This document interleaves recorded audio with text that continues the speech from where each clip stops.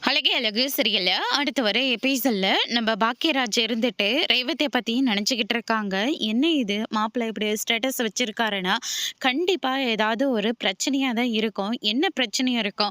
ஒருவேளை ரேவதி நம்ம வீட்டுக்கு வந்தது மாப்பிள்ளைக்கு தெரியாம வந்திருக்குமோ?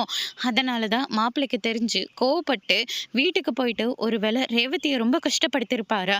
என்னால என்ன என்ன யோசிக்கிறதுனே ஒண்ணுமே புரியலையே அப்படின்னு சொல்லிட்டு ரேவதிய பார்க்கறதுக்காக நேரா வீட்டுக்கு போய் பார்க்குறாங்க. ஆனா, ரேவதி வெளிய உட்காந்துக்கிட்டு அழுந்துகிட்டு இருக்காங்க.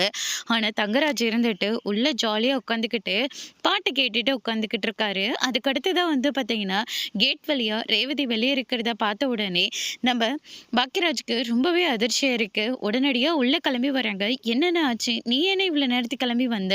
அப்படின்னு சொல்லிட்டு கேட்கவும், மாப்பிள்ளையோட ஸ்டேட்டஸ் பார்த்தேன். அதுக்கப்புறமா ஏதோ ஒரு விஷயம் தப்பா இருக்குன்னு தோணுச்சு.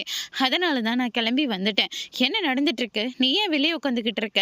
அப்படின்னு சொல்லிட்டு கேட்கவும், ஏதாவது பிரச்சனையா? சொல்லு ரேவதி அப்படின்னு சொல்லிட்டு கேட்டுக்கிட்டே இருக்காங்க. பிரச்சனைல எதுவும் இல்லைன்னு. நீ ஏன்னு இங்க வந்த? நீ முதல்ல கிளம்புன அப்படின்ற மாதிரி சொல்றாங்க.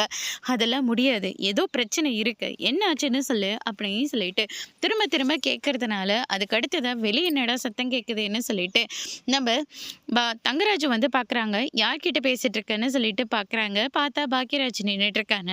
"என்ன பாசமலர் இங்க வந்துட்டுருக்குது?" அப்படின்னு சொல்லிட்டு கேட்கவும், என் மனசுல ஏதோ ஒண்ணு தப்பா ஓடிட்டே இருந்துச்சு.